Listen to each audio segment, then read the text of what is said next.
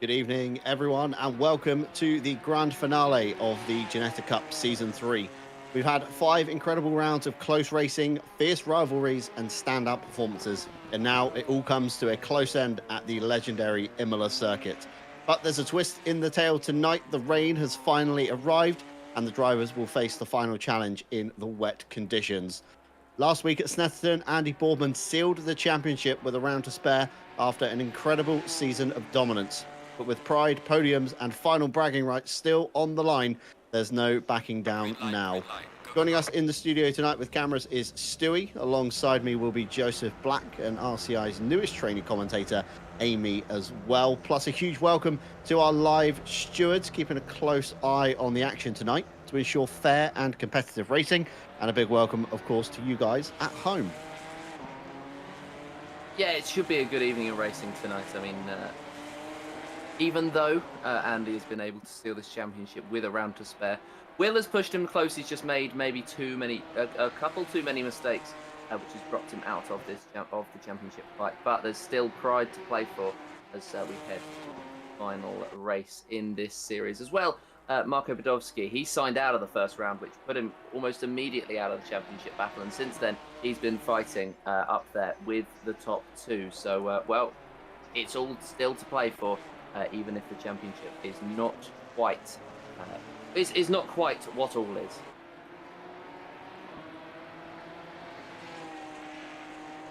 Well, it does sound like it's going to be an interesting track with this race, boys, because as we've seen from this Emilia Romagna track, is that has some interesting twists and turns with the Umbola track. So the flat out is going to be interesting in this condition with the rain. So as we all know, with some history with this track, is that we have some errors that can happen and some accidents due to the tricky corner due to this area. So it's going to be very interesting, and I think it's going to be a bit of a thrill of a ride for some of these riders. So a track not to be underestimated at the moment. So it's going to be a bit of a bumpy ride. So interesting to see how these guys go through. Yeah, absolutely so, Amy. It's a relatively simple track on the face of it. Looking at the track map on the right-hand side, track space should be a plenty today. 21 cars on the circuit. And Lily Armstrong will be the first driver to take us through a lap here today at Imola. And as I said, it looks relatively simple on the face of it. We've got a big, long drag down the start-finish line. Of course, the not so straight can get very dicey as we head up into what is technically turn 2, the Variante Tamburello, the quick left-right section. Lots of anti-cut curbs on the inside, ready to upset the car. Turn 4, of course, as well. Flat-out left-hander. Normally a slight lift in a GT3 car as we head up to the Variante Villeneuve. Turns 5 and 6. Quick flick left, dab of the brakes, down a gear. Quick flick to the right and maximize your exit as we head towards Tosa. Turn 7, the first popular passing place where we'll see lots of cars going side by side section, and then a crucial drag up the hill as well as we head to Piratella. Turn 8 is the kink. Turn 9 Piratella at the top of the hill.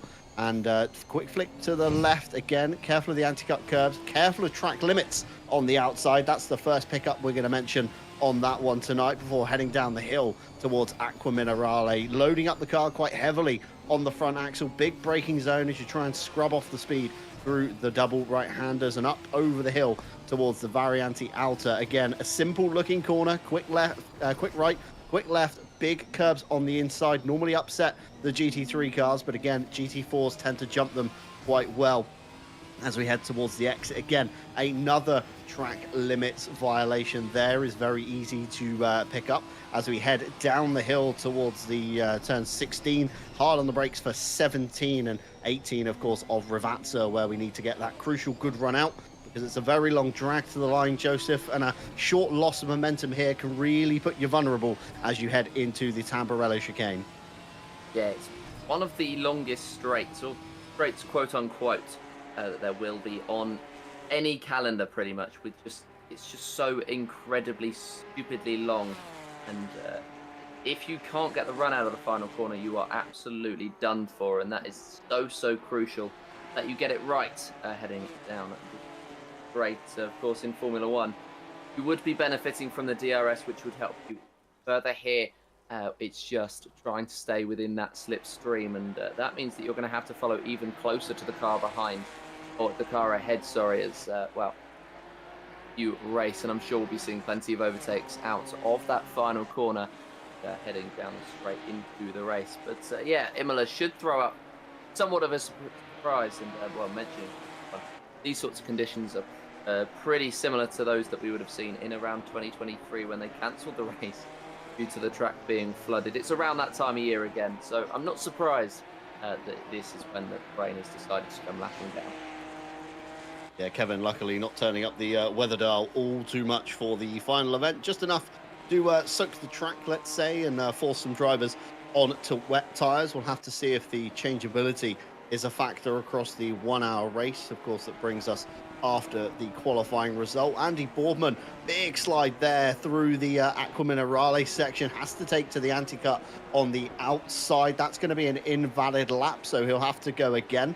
Hopefully enough fuel in that car to go one more, split the session in two, and should set him up nicely for a slightly lighter run towards the end. Olivier Curtin, though, just behind him, P5 at the moment, half a second off the pace at the front. However, a very small margin separates himself and Christian Lindgren in the number 33 Sim Brothers entry, and Emo Plata just ahead as well. So Olivier Curtin here could be jumping up at least another row on the grid and trying to throw himself into the fight at the front. Had a few good runs, Olivier Curtin. Didn't have the best of luck in Snetterton. Not Snetterton, sorry, Alton Park, if memory serves me correctly. Alton Park in the dark, it certainly was. Olivier Curtin towards the line, and there he is, up into P4, just behind Les Stevenson, who's also having a fantastic run in the wet weather. And this is the thing I love with the wet weather in ACC, Joe.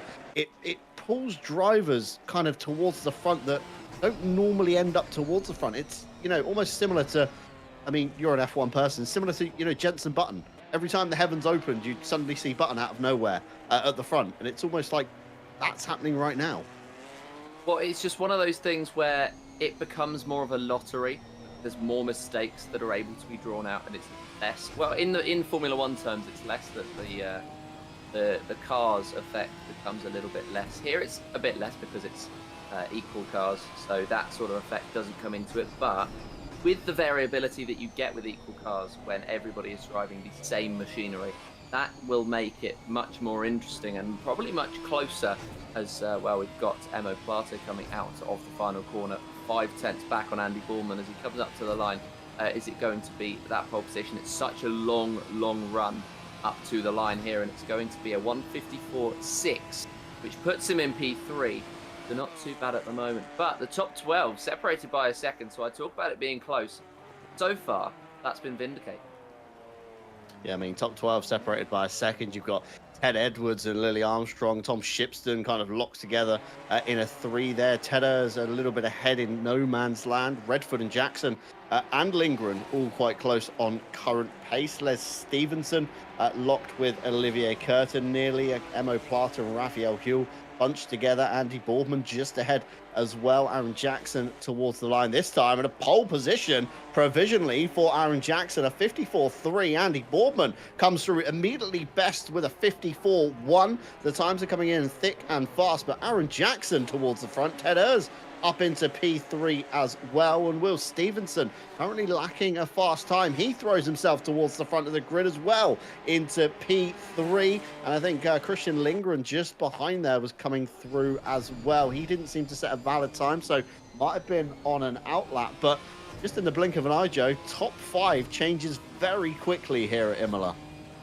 Yeah, and that's sort of what happens, is it appears as though the track is getting easier to drive, that it will come down, and it's for those drivers who are the true quickest around this circuit that it'll come into effect for, as well, Boardman going up right to the very top. You'd imagine that the drivers who were at the top would have been feeling a little bit upset with the fact that they've already been toppled, and I think we'll be seeing some even faster lap times come in very, very soon, as well, there's 5 minutes 47 left in the session. There's enough time for a couple more laps, but of course you've got to prepare yourself for one full run. And we've not got long left in this session for some of these drivers that really demonstrate what they're made of. You think of the likes of Gianni Lons, who hasn't set a time at the moment, right down the very bottom. Marco Badowski, right in the mid-pack. That's not where we'd normally expect him. So there's still a few drivers yet to set, I'd imagine, representative times of themselves, or if your name is Gianni Lons, no lap time at all. Yeah, there's 5 minutes 15 left in the session. Well, now's a better time than any. Try and set those runs. Callum Kerrigan in our Twitch chat. Big fan of Aaron Jackson, waving the flag for him today in the number 99. Callum, unfortunately, not with us on the grid today, and we all let out a massive boo and a heckle between myself and Kevin Boss. Ted Ayres towards the line in the number 48. He throws himself towards the front row of the grid, a 54.277, and the terrifying face pulls over just under the start gantry back to the pit lane. Possibly an even lighter fuel load going on, just over 4.5 minutes left of this session. So still time to come in, chuck some more fuel back in the car, fresh set of wets, and back out we shall go. Track status, of course, top right-hand side of your screen. Rain is decreasing over the next 10 to 30 minutes, so could end up being the last car that crosses the line, could end up being the fastest, but there is certainly a drier line forming. You can see that through the screen here, and especially on the splitter cam when we jump on board with that one. But Olivier Curtin currently seeking to improve P5. He's got a very small margin ahead to Will Stevenson, and an even smaller margin to clear Jackson and Ayres. So kind of top 13 now, Joe, you alluded to earlier, locked in that kind of magical 1 second window, and even top 14 now on the left-hand side of the screen. Gianni Lons, of course, not setting a valid time, so maybe a first challenge. Martin Schaefer has found some time. He was 7 seconds off the pace, now only 2.9. But again, down the bottom end, we got Matthias Byron locked with him. We got Malcolm and Kevin Boss in a bit of a duke out there. Peter Varga just ahead. It's all such small margins that the smallest of mistakes over the 1 hour race, you can really bleed some track position off. Yeah, and even the smallest of mistakes in a qualifying session could cost you a lot of time. As I think, to be honest, it's more a mistake in qualifying that will cost you a lot of time. But of course, in the race, you can make it all up. In the race, though, if you are to make a mistake, that is not going to help you, especially if you pick up damage. The Imola pit lane is notoriously incredibly long, and well, they will be spending a lot of time in there if they get any mistakes made and if they incur any damage. So it's something that they want to avoid, making any mistakes, of course, as you always would. But here it's more prevalent than any other circuit than I think we've had on the calendar. I think we're going to see a lot of track limit penalties coming in, especially if the rain does stay around. Aquaminerale particularly tricky in these conditions, and the Variante Alta, where Andy Boardman's just gone through again. Exit of that corner, very easy to pick up warnings for track limits. So have to keep an eye on that one. Reminder, of course, drive-through penalties and stop-go 30s not given out by our live steward. So any of those you do see on the board when we get racing in just a moment's time, that will be, of course, for the track limits. One mandatory pit stop on the cards tonight. 20-minute pit window. Every driver has to add at least 1 litre of fuel, and fixed refueling time is a thing here for us today, as Andy Boardman goes quicker. Once again, a 54. We're nearly into the 54 flat region, but cements himself on the pole position, times it nicely for another lap as well. 1 minute, just over 1 minute 30 on the clock so far. Of course, 25 seconds on the refueling. Whether you add 1 litre, 50 litres, however much you want to add, it's still going to cost you 25 seconds, meaning a fresh set of tyres will only cost you an additional 5 seconds.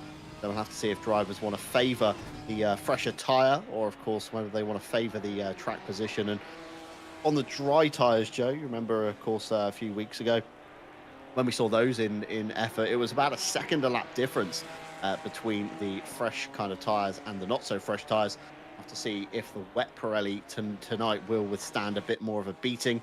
Typically with an ACC, it does tend to lead itself to go a bit further in the stint. So tyres tonight might not be an option for a lot of drivers unless you really are trying to seek that late game kind of gain on that one, as 40 seconds on the clock. Aaron Jackson heading towards the line. He's going to get another lap in, and anybody behind him within 30 seconds as well. I think we've got a flurry of cars coming out Ravazza. It looks very congested. One of these drivers, Joe, might lose out on that extra lap just due to traffic trying to make space. Yeah, and that's not what you want, of course, in a qualifying session, because how just how tight they are going to get to the line. We've only got 14 seconds left. Will Stevenson makes it across. Somebody pulling off to the side who will not be setting a time. Andy Boardman here, just following in behind, I believe this is Byron. They're going to head up to the line with just 2 seconds. 1 second. They haven't quite made it, and so they will not be going for their lap times. It doesn't look as though they will, at least, as the checkered flag is now waved, and it's time just to wait for all the times, as it was Byron, it was Boardman, who have not made it across the line to start their lap times, and it is now a straight shootout between the other. Looking at who's in the pits, it's Lons, Varga, Shipston, Badowski, Malcolm, Redford, Jewell and Boardman. So it's a shootout between all the other drivers to see if anybody can topple Boardman's 1:53.5. It would be very impressive if they could, because that is an absolutely stonking lap time.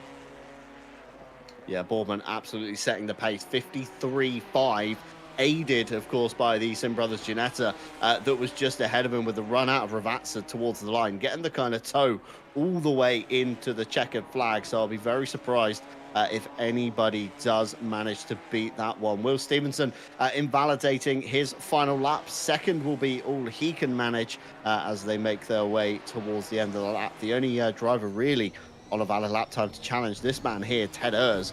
Only looking quite good through the first couple of sectors, although bleeding lots of time out of the Variante Alta as they head down towards the final section of turns. And unless it's going to be a mega run through these last 3 turns, I'll be very surprised if Ted Urs does manage to improve 0.7 off of Andy Boardman. He's just extended that kind of magical 1 second window. It was 14 cars covered by a second. It's now only 9, and Ted Urs immediately bails to the pit lane, practices the pit in sequence, and last time by it was a 53.6 for Will Stevenson. He would have closed the gap, however, not valid on that final time, and Andy Boardman takes away 3 fastest sectors to his name, cementing himself at the top of the field for today's race. Will Stevenson throws himself into the front row of the grid with a valiant effort. Raphael Huell, followed by Aaron Jackson, bit of a dark horse up into the top 5. Ted Urs, Olivier Curtin, Christian Lindgren, Emo Plata slightly out of sequence in P8. Les Stevenson, Lily Armstrong round out the top 10. Ted Edwards, Mike Redford, Matthew Malcolm, Marco Badowski, another driver very out of sequence down in P14. Tom Shipston, Peter Varga, event admin Kevin Boss, Martin Schaefer and Matthias Byron round out the cars who have set valid lap times. Of course, Gianni Lans yet to set a lap time. Did take 4 laps to the circuit, although not good enough for a valid time. So maybe just learning Imola still, learning the limits as cars flick over to the grid. It is, of course, that time we give you for one final time the championship standings. And it is, as we alluded to earlier in the broadcast, Andy Boardman with a round to go manages to wrap up the championship here today. It would have to be a monumental fail from Andy Boardman. He can't score any points. Will Stevenson has to pole it, which he hasn't done, win the race and the fastest lap to even tie with Andy Boardman at this stage. And then Andy Boardman would take championship honours away, given the amount of wins in the season. Marco Badowski in P3, followed closely by Lily Armstrong. Raphael Huell, of course, missing last round. He'll be in P5 for this one. Ted Urs in P6 with 174 points. Emo Plata with 166. Tom Shipston on 161. Aaron Jackson starting very strong today. He's on for a good haul of championship points for final honours here inside the top 10. And Olivier Curtin sneaks inside with 129 points.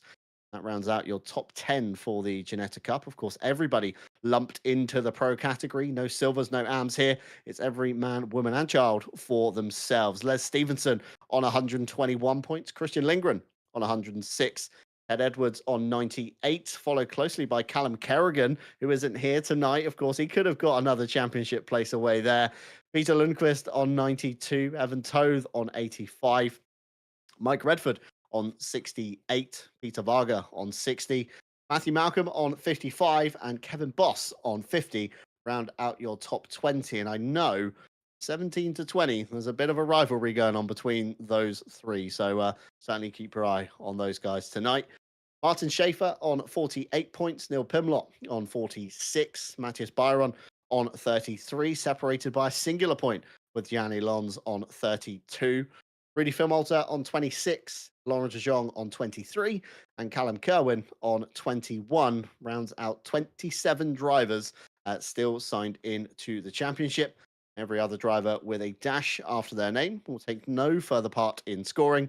And unfortunately, we have lost a fair few in this season, but still 20 drivers seeing it out until the end. 22 actually on the server at the moment as it stands. Neil Pimlott and Peter Lundqvist sneaking in very late. And once again, Joe, one last grid walk for the colourful field of the Ginettas. Andy Boardman at the front, Will Stevenson alongside. It's something we've seen repeating itself throughout these 6 rounds. And I'm sure these two are going to be putting on a great show today. And rivalries may get a bit dicier, knowing there's really nothing to lose, really, for the front two. Yeah, and well, I think for Stevenson, it's going to be mainly a case of trying to demonstrate that he does have the pace to be up there, and that he has just been involved in incidents and various different issues that have dropped him down in the standings, that he will try to be fighting forward. And of course, Bournemouth will be wanting to round out that championship with a victory.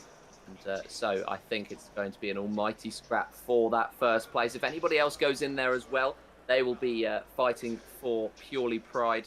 And that's when really you get your best kind of racing, when everybody fighting at the top is fighting for pride and almost nothing else.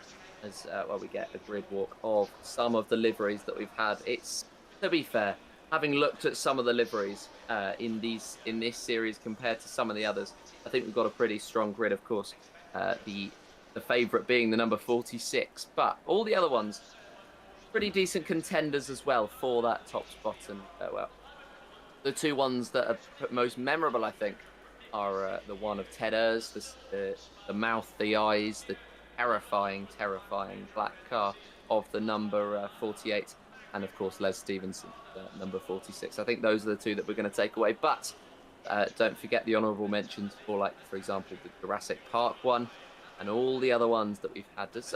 We've had quite a few drivers running the Jurassic Park one, to be honest. Now we head down towards the rear of this field.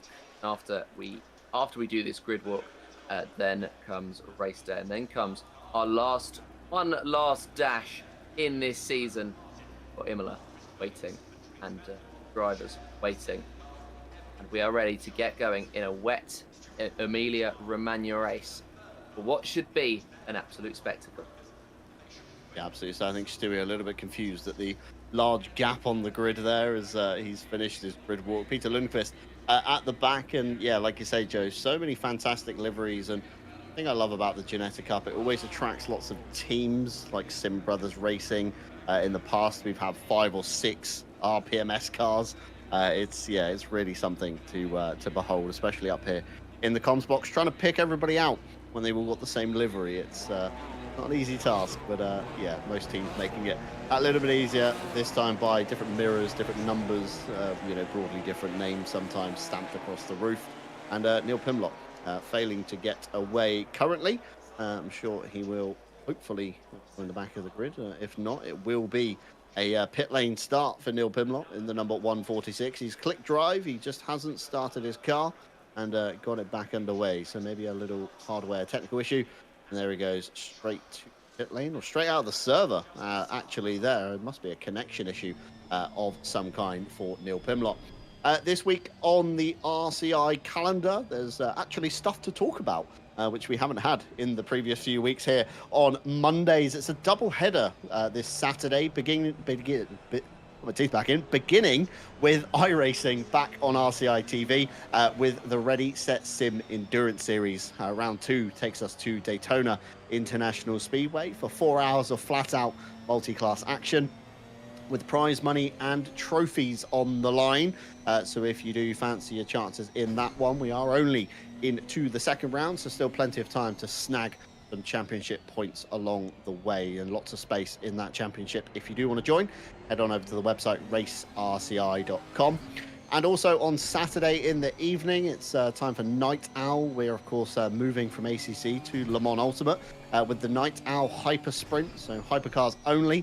And we're taking you to the Temple of Speed at Monza with the Curva Grande layout. So I assume that's a non-first chicane layout, flat-out run from Parabolica all the way around the big right-hander down towards the second chicane. So plenty of action is probably going to be had there. That's going to be one to get your name down for. Raphael Huell, I believe, taking round one victory at Sebring. So well rehearsed in the Le Mans Ultimate universe, as he is, of course, in the ACC universe.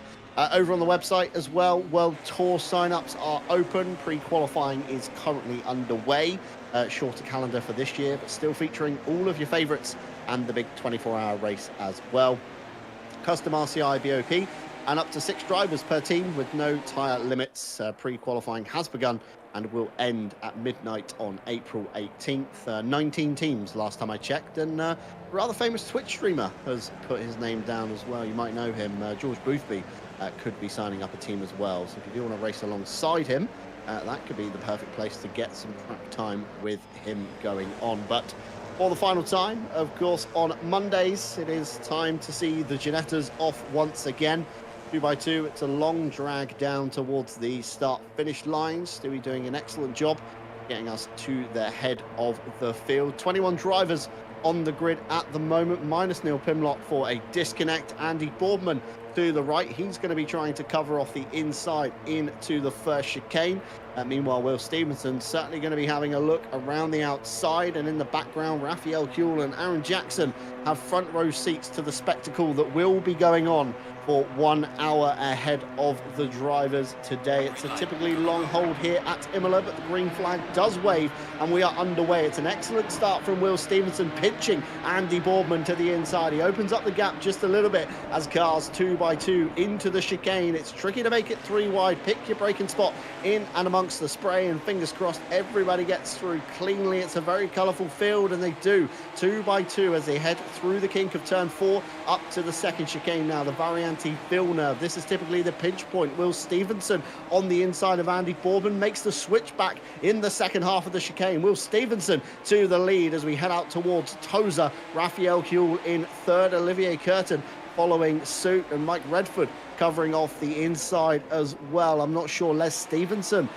may be in and amongst that fight with Lily Armstrong in P10 there. It's in fact Emo Plata the head, Mike Redford's car just behind. Similar liveried cars as they head up towards the hill. Turn 9 of Piratella. Everybody kind of line astern now, finding their track space that they want to, and the trains begin to form. Will Stevenson at the head of it, Andy Boardman in a close contention. Raphael Huell pressured by Ted Urs already in the Ginetta chat, explaining how terrifying that face in the car is on the front of the number 48 as they head through the Variante Alta for the first time. Drivers hopping over the curbs again. Got to be careful on the brakes not to run up the guy ahead of you, because it is all too easy with people being overly cautious on the opening few laps, but not being cautious. Ted Urs pressuring Raphael Huell down into the final sector, and that is absolutely terrifying from the roof of Raphael Huell's car as they head out through Ravazza for the first time. Olivier Curtin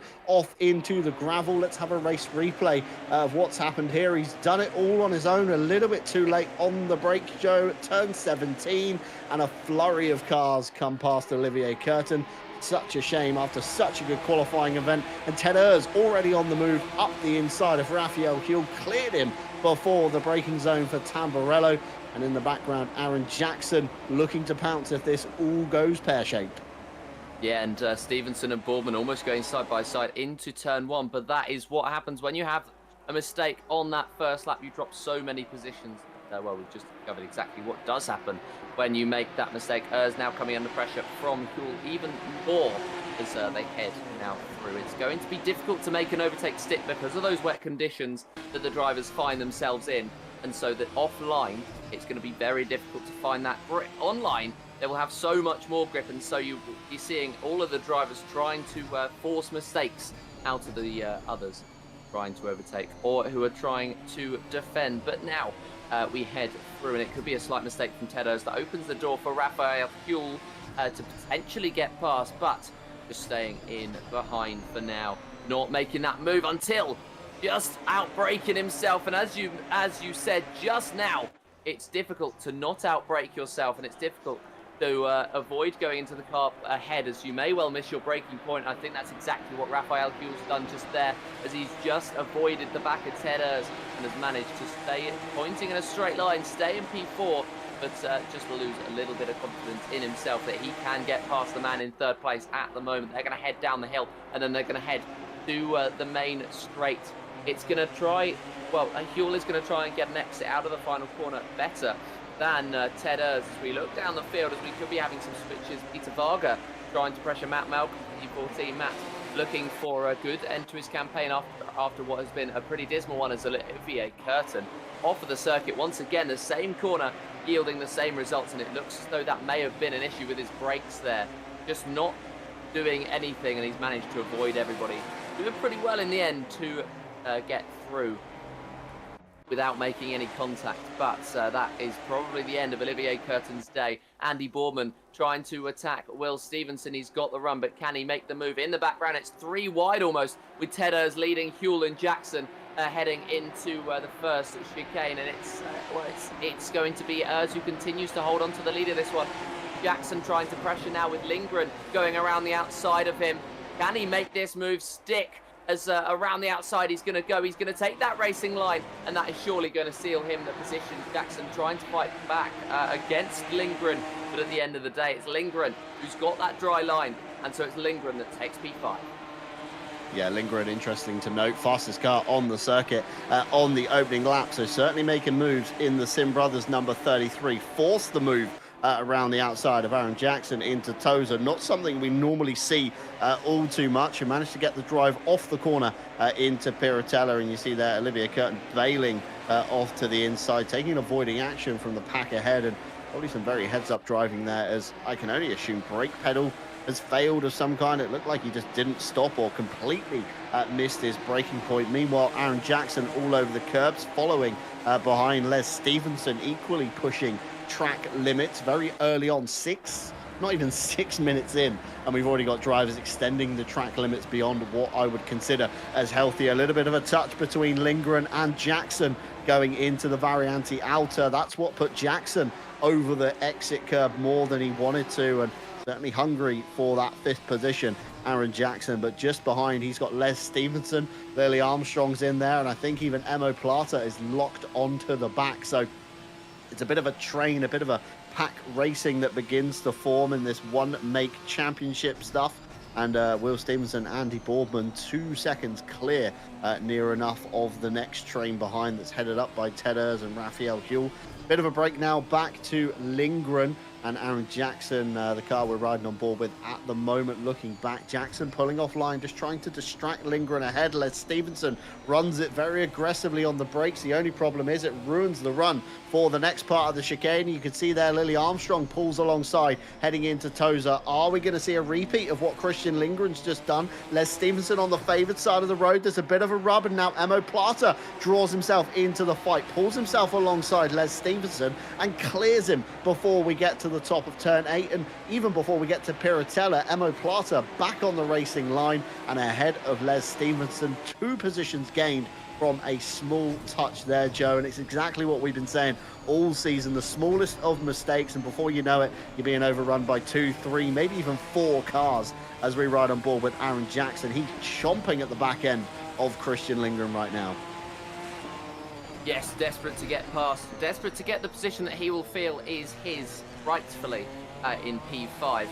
So Lindgren being able to steal it off him, and Jackson fight back. He's going to try and use that slipstream to full effect, but it's whether he can pull to the outside line that will define whether he can make this move, but not quite yet is the answer to that query. He'll continue to try as Lindgren runs wide, and this is Jackson's opportunity down the inside line. Lindgren tries to sweep around the outside, and he has been successful. Lindgren clings on to P5. Jackson just forced to sit behind in P6 for now. An opportunity was opened up, but it wasn't quite enough of an opportunity and Christian Lindgren slamming that door around that final corner. And, well, it could be another move into turn number 1 for Jackson on the racing line. He's going to have to pull off a bit, though, and that is going to cost his exit and means that Lindgren holds on to it. This battling has meant that Rafael Huel has been able to break away for P4. So Lindgren and Jackson, the harder they fight, the more time they lose, and the less likely they are to sit on the podium at the end of this day. But now it's Jackson trying desperately to get past Lindgren. He feels as though he's faster, but a poor exit opens the door to Emo Plate potentially, who looks down the inside but doesn't think about it too long and stays in behind. So these cars, we said they were fighting for glory, and at the moment they're having an almighty scrap away. Yeah, gloves completely off for the final round today amongst some of these drivers. And of course, Lindgren and Jackson fighting. That's drawn, like you say, Emo Plate in a big slide from Jackson as he heads through Piratella, gets over the curb. It's a very wet surface, manages to just about hold on to the Kaiju car. I'm not too sure how he managed that one, but certainly something, the hands of God, maybe Jesus take the wheel happened, something managed to hold on to that one, and now comes under pressure from Emo Plata as they head up to the Variante Outer towards the inside, not alongside enough. Les Stevenson in the background, Lily Armstrong, that's going to be certainly a track limits warning as Emo Plata keeps his foot pinned in the number 71. That's going to allow now Les Stevenson to draw alongside as they head through turn 16, not going to be on the favoured side of the road, although will have the inside line for the final 2 corners. Les opens the door, slides a bit wide. Lily Armstrong says, thank you very much, Les. I'll have another position as well. And in the background, Mike Redford now looking to take advantage of Emo Plata and Marco Badowski in the slipstream of the 2 cars, trying to use the momentum that Emo Plata has lost coming out of Ravazza. And before you know it, Joe, 4 positions down, Emo Plata slips away from that top 10. Yeah, he's had an absolutely awful couple of corners, and he's now going to have to just try and get his head down and go for it once again as we continue side-by-side action for Plata. This time fighting Redford, but that's Redford who's made his way through. Side-by-side action could potentially be happening for this race lead with Will Stevenson still holding on to it. Boardman will be frustrated still, sitting in behind. He'll want, as we mentioned before, to round off this championship with a victory. And for that, he needs to get past Stevenson at some point, and he's going to hope that that some point is soon, and he's going to be able to coast to the line. But it's going to be much easier said than done. And now he just tries to build up an opportunity again. It's another case of he feels he's faster, and now he's just got to sense an opportunity, force a mistake out of the man in front, and then he can take that first place off of Will Stevenson. They're going to head now to the chicane. It's going to be the inside line potentially, but just backing out of it, not sensing an opportunity to make that move just yet. But he's just going to sit in behind. It could be the main straight beckoning once again for Boardman, who tries to make these moves up into P1 and retake the lead that he feels is his. It's around the outside into the final complex of this circuit. Can he take this to the inside even? Into the final corner? The answer is not quite, and he's going to have to try and do it all over again down the main straight. He could, though, make this move now as he's got the slipstream heading down the straight. This will give him a significant advantage, and it's just where Will Stevenson defends. It's where Boardman decides to attack. Is it going to be on the racing line? Is it going to be on the wet side? It's all around the outside for Boardman. That's going to be a little bit slippy and slidey as they head through turn 1. Stevenson breaks late. There's contact between the 2. Stevenson almost sent him to a half spin, doing well to save it. There would have been a massive correction there in the yellow car in front in P1.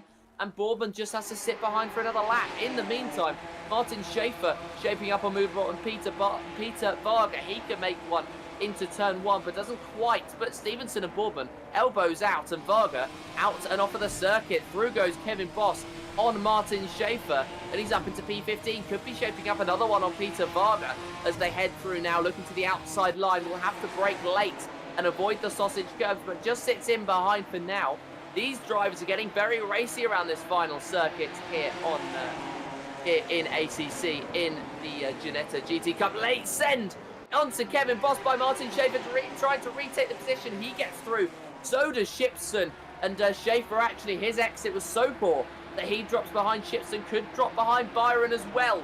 And, well, a send, a gamble, and it hasn't quite paid off. He's dropped down now. He's trying to take P14. He's dropped all the way down now to P18. Marco Badowski in the middle of a battle for P9. Mike Redford leads this one. And Emo Plate, who's trying to rebuild his race from the very start. Now from P10, sits right in behind Mike, and he's going to try to make this move soon.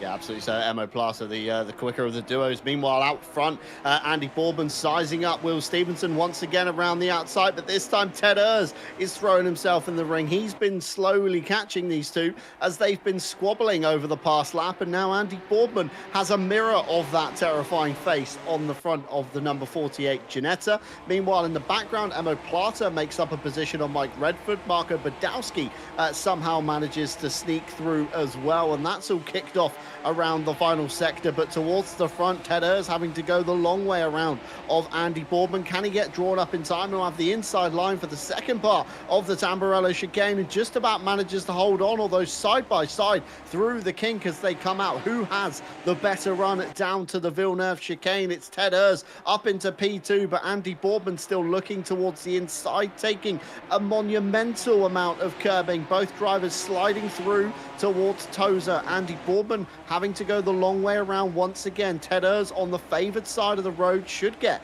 better drive off the corner as they head up the hill towards turn 8 and 9. And just like that, Ted Urs puts himself in between Stevenson and Boardman, and Raphael Huell in the background looking close. Boardman very late on the brakes, nearly driving into the back of the number 48. He's now going to draw alongside as they head down the hill towards Aqua Minerale. Ted Urs to the inside, Andy Boardman to the outside. There's big understeer from Ted Urs, opens the door in the second half of Aqua Minerale. However, Andy Boardman not able to get a nose up the inside and pull alongside. More crucially, Raphael Huell in the background. Olivier Curtin, he's a lap down in this fight, so you can discount him very wide from Andy Boardman all the way out to the Armco barrier nearly there. That's going to be a track limits warning if ever I've seen one.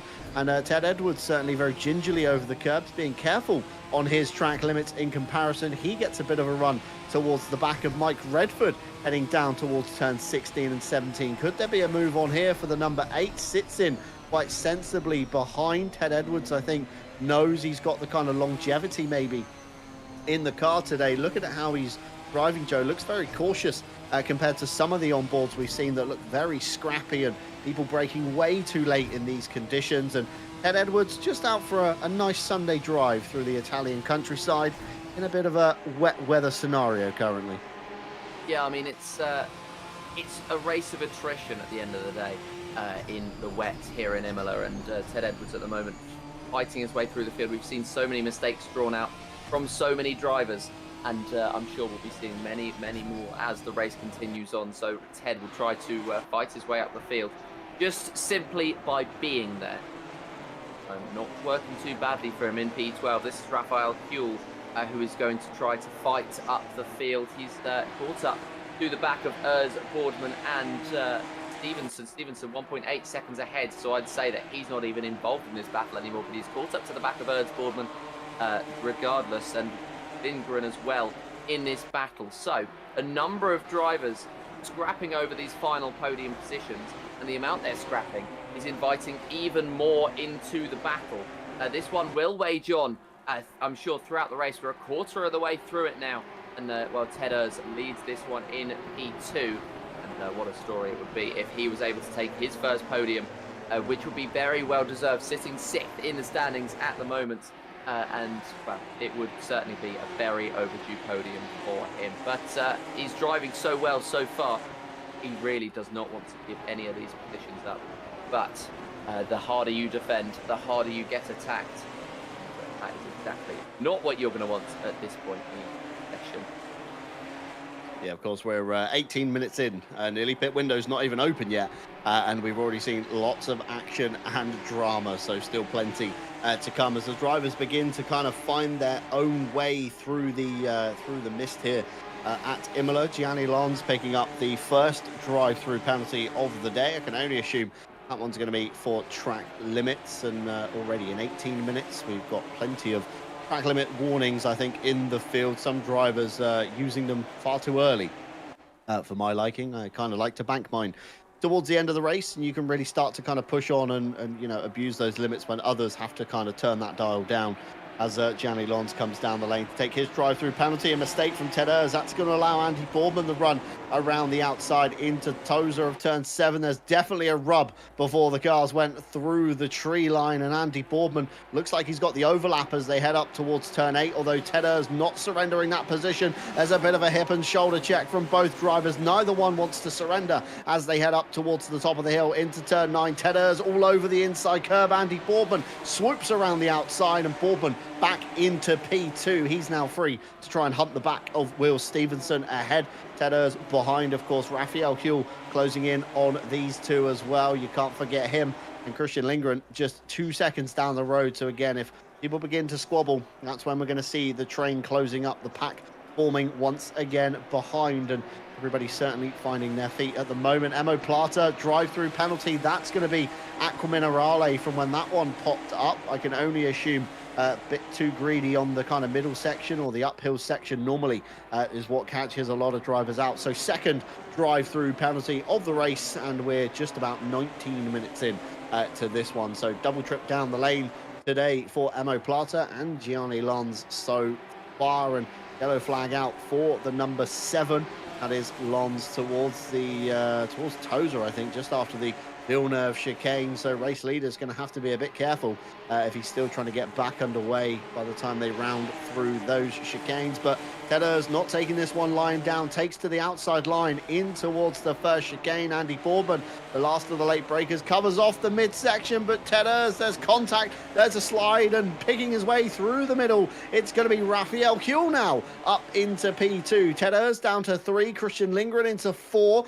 I think rather sensibly, Olivier Curtin staying way out of the way of everybody involved in that one, and just in the blink of an eye, it all changes once again, Joe. Yeah, I mean, and that's exactly the sort of overtake you love making if you're Raphael Huell. Just literally, you don't have to do anything. Just drive on in a straight line, and you've taken that position. You get a race replay here of exactly that incident, as Boardman just getting a little bit of a tap, potentially a netcode tap. There didn't appear to be much contact there, but there was regardless. And Raphael Huell sliding his way through. Now there is a battle going on. This is between Christian Lindgren and I believe that is Jackson in behind for this P5 and P4 spots. And no, it's actually Andy Boardman still scrapping over these positions. And well, they are still going so hard at it. Ted Urs opened up the outside line. If Raphael, I'm not sure 100% what's going on here with all these drivers swapping positions. Of course, the timing boards only swap every sector. There's a lot of position swapping. I believe it's Ted Urs ahead of Raphael Huell, ahead of Lindgren, ahead of Boardman, as we head down to the 11th lap of this one. And well, Urs just going very aggressive on the defence, opening up the door for Huell and slamming it shut into the chicane. And he holds on to the position for now. So we've got our first pitter in this group. It's Andy Boardman who dives in, as the pit window has only just opened. It's an undercut taken. It's a drive-through for Emo Plata. And it's well, it's Christian Lindgren holding on to P4 with further drivers getting past Olivier Curtin, who is being lapped even. Boardman, Redford, and then Plate all into the pits. Plate in to serve his drive-through penalty. The other two taking their pit stops. The pit window is only just opened. Yeah, not even kind of 2 minutes into the pit window, and plenty of drivers pulling themselves out of the chaos, I think, today. Andy Boardman, of course, in the middle of this kind of top 5, you could say, fight at the time he came down the lane. So drawing himself out into some clear air, trying to kind of, like you say, go for the kind of undercut today, which is quite odd because normally we see Andy Boardman running himself all the way to the final end of the pit window, or kind of splitting the race in half, taking fresh tyres, and onwards he goes again. So relatively early in the grand scheme of things for Boardman, but that does, of course, release this kind of pack out front to begin to fight a little bit more. Ted Urs coming under pressure into Aqua Minerale from Raphael Huell.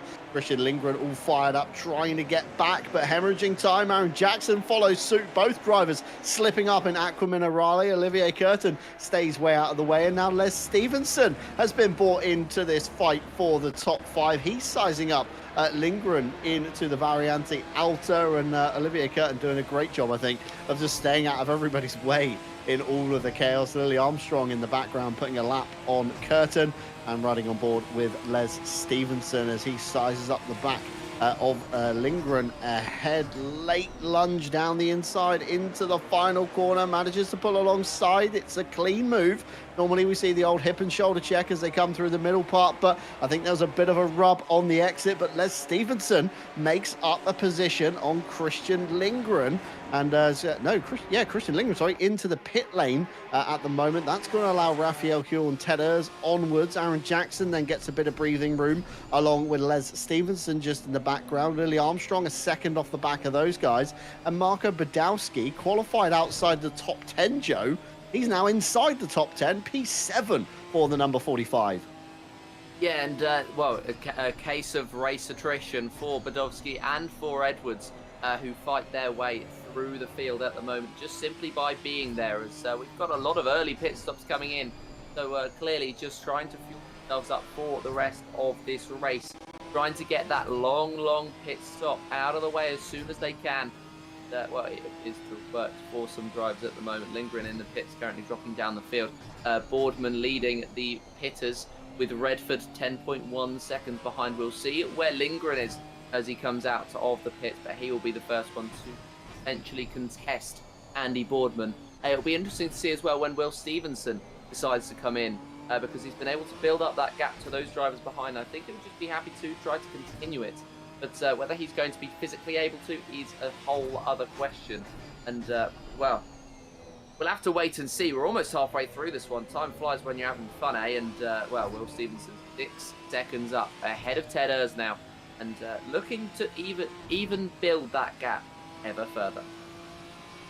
Yeah, exactly. That's the crucial thing right now, isn't it? Just trying to get some breathing room between you and the guy behind. Should you make a mistake in the pit stop, keeps you relatively safe, of course, on that one. Pit window's been open for 5 minutes or so, and already pretty much half the grid have pitted. Ted Urs next down the lane. That releases Raphael Huell towards the front. Will Stevenson also electing to take his stop. So lots of early stoppers going on at the moment. Raphael Huell now promoted to provisional race leader. Aaron Jackson follows through with Les Stevenson and Lily Armstrong. Ted Edwards stays out as well. Marco Badowski down the lane as well with those guys, the number 45 Team Monkey Racing entry. So Boardman technically first car on the road that has pitted, so keep your eye on him.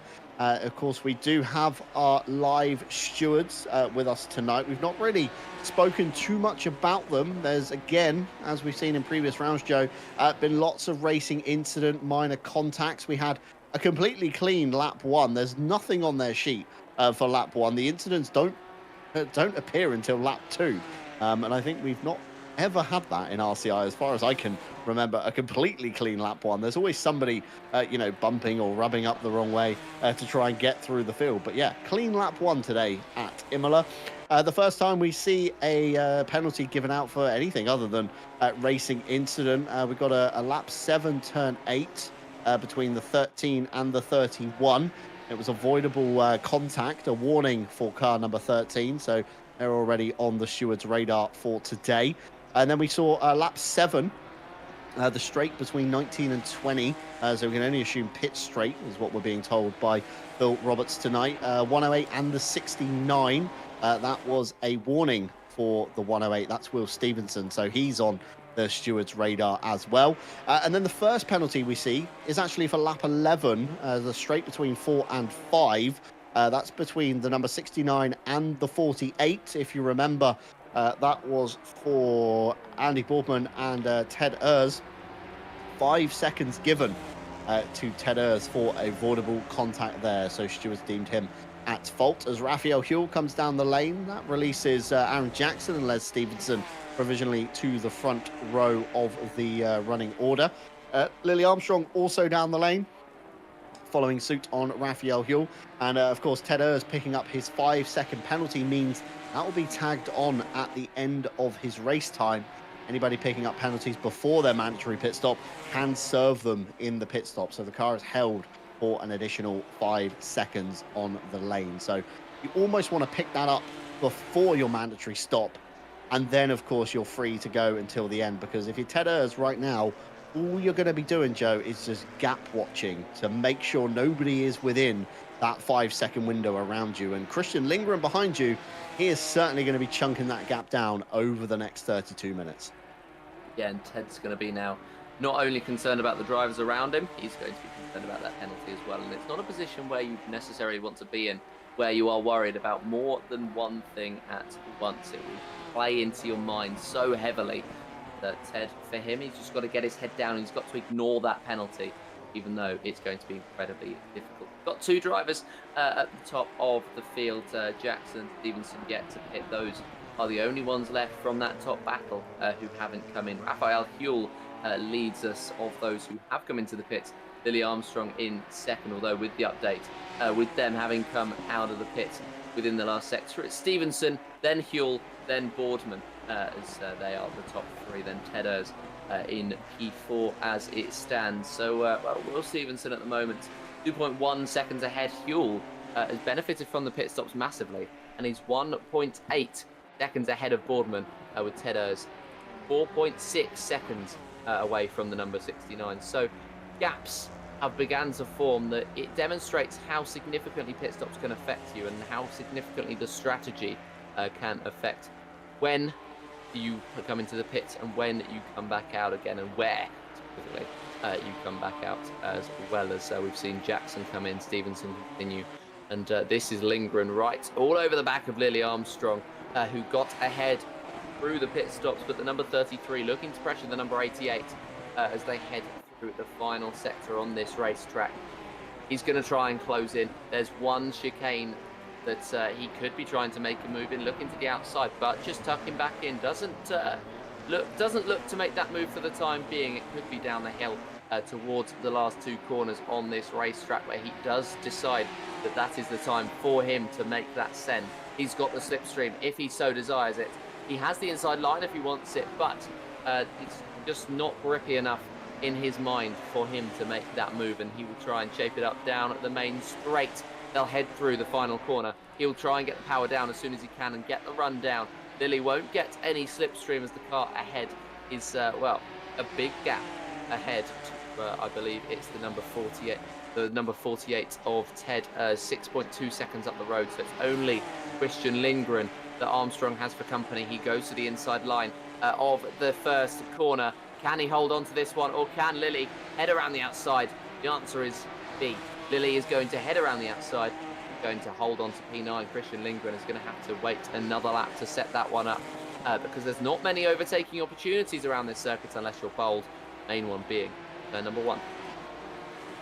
Yeah, we've seen today drivers struggling, trying to make their way around each other. Tozer seems to be a very hot spot down here at turn 7, although Christian Lindgren not close enough to put a move on Lily Armstrong. And Armstrong, a very good defensive driver, almost akin to Andy Boardman, although just not as aggressive, I would say, sometimes in their defense. But still puts up a good defense, makes it very awkward for you to get around them, and it winds me up even more that Lily Armstrong is, of course, a controller driver, and I'm sure any driver that knows that on the grid is going to be very frustrated at this. But super fast in their own right, the number 88, Lily Armstrong, still holding on through Aqua Minerale. Some news to bring you from the grid today. Matthew Malcolm forgot to change his tyre strategy to wets. So he put on a dry set of Pirellis and soon realised he's in the pit lane. I don't think he's coming back out anymore. And Olivier Curtin picked up a drive-through penalty and then straight away a disqualification. I can only assume for steaming into the pit lane at breakneck speeds and then proceeded to leave the server. So a couple of drivers down already. Of course, Neil Pimlott on the grid, disconnect, didn't come back in. And of course, Matthew Malcolm in the pit lane currently at the moment. Les Stevenson and Ted Edwards both come down the pit lane. 8 minutes to spare, and everybody has cleared their mandatory stop. Andy Boardman up into second place. Will Stevenson will take first place on the road, and Raphael Huell just behind in the spray of the Andy Boardman number 69 greased weasel car. Providing these guys don't begin to fight, this should be a very nice gap back to Ted Urs, of course, in the number 48. 5-second penalty to his name as well, so he's going to have to close the gap and then some to be able to promote himself up any further. And Ted Urs going to be focusing on trying to pull out 5 seconds on the guy behind. more than try and catch 5 seconds to the guy up the road. So Will Stevenson leads, Andy Boardman in second, Raphael Huell in third, Ted Urs in fourth, and Aaron Jackson rounds out your top 5. Les Stevenson, I think, somehow sneaking into the top 10 as well. P6 for the number 46 at the moment. We mentioned it earlier on in the broadcast. Saturday this week, we'll see iRacing back on RCI TV. That's with the Ready Set Sim Endurance Series. Round 2 takes us to Daytona International Speedway for 4 hours of flat-out multi-class racing. And for the first time in RCI history, trophies will be awarded come the end of the championship, and also Ready Set Sim for throwing in €400 of prize money as well. And then in the evening, Night Owl Hypersprint with Le Mans Ultimate takes place at RCI. We're heading to Monza with the chicane cut out, so the Curva Grande layout. Raphael Huell took round 1 at Sebring, and he's currently running P3 in this race. So if you do fancy trying to beat the German driver, then Saturday could be the place to do just that. Sign-ups on the website, also open currently for World Tour. Pre-qualifying is live as well, so be sure to get your times in before April 18th at midnight. We did have 19 teams when I wrote this note. We now have 24 teams signed up provisionally, including George Boothby with a streamer privileged racing team. So I could only assume probably Jardier may be joining him among some other famous faces. So be sure to get your name down if you've always wanted to share a circuit with those guys. And of course, Kevin Boss has announced the next Monday Cup after the thrills and spills of the Ginetta Cup. You'd, of course, think we'd be slowing down, but we're straight back in to another one-make series, this time the Lamborghini Super Trofeo taking to the stage. It's all the same excitement, intensity, and bumper-to-bumper battles we've come to love with the Ginettas, just a whole lot faster with more horsepower. Of course, the Super Trofeos are more of a stepping stone into the GT3 leagues, so it's going to be raw pace and pure racing. So if you did enjoy the Ginetta Cup and you're enjoying what you're seeing at the moment, then that could be one for you, as Gianni Lons takes a bit of a half lazy spin through the final couple of corners onto the grass, gets back underway. No harm, no foul. I think Matthias Byron there, bit of a rallycross trip across the gravel as well on that one. So plenty of events on the RCI website at the moment. That's racerci.com, the centre of all things RCI. And down below, you can of course find all of our links to the Discord, the website, and all of our social media as well. So if you are curious to follow us, please do so. And a big thank you to everybody at home, and a big thank you to our partners as well. They're currently revolving round in the bottom left-hand side of your screen, from Ready Set Sim to Coach Dave Delta, Greenman Gaming, IMB Racewear, Moser Racing, and of course Motorsport UK Esports, where we're a recommended community, which gives us leverage to reach a wider audience with our events. I think a lot of iRacing drivers have come across from there as well into the RSS Endurance Series, and as I said, plenty of space still on that one. So if you do fancy 4 hours at Daytona this weekend, that could be the place to do so, as Lily Armstrong closes up the gap to Les Stevenson into the first chicane, although Les carrying a little bit more momentum away.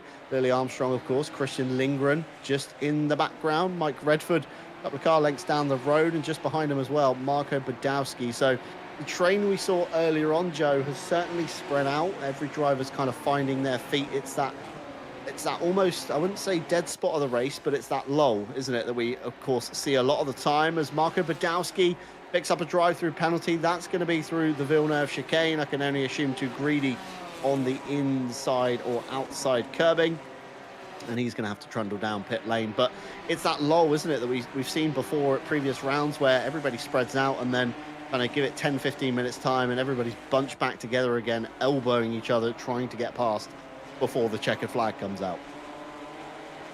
Yes, and well, if it's anything like we saw at the start of the race, there will certainly be elbows, shoulders as well being thrown out there, maybe a little bit of I don't know, barging action going on, maybe a little bit of headbutting, I'm not sure, but there will be a lot of very, very desperate racing as they try to end the season off on a high. Marko Badowski's drive-through penalty really going to cost him in this one, and the man who sits P3 in the standings, really not looking like it today but of course the top 2 in the standings, top 2 in this race at the moment, and Stevenson and Boardman.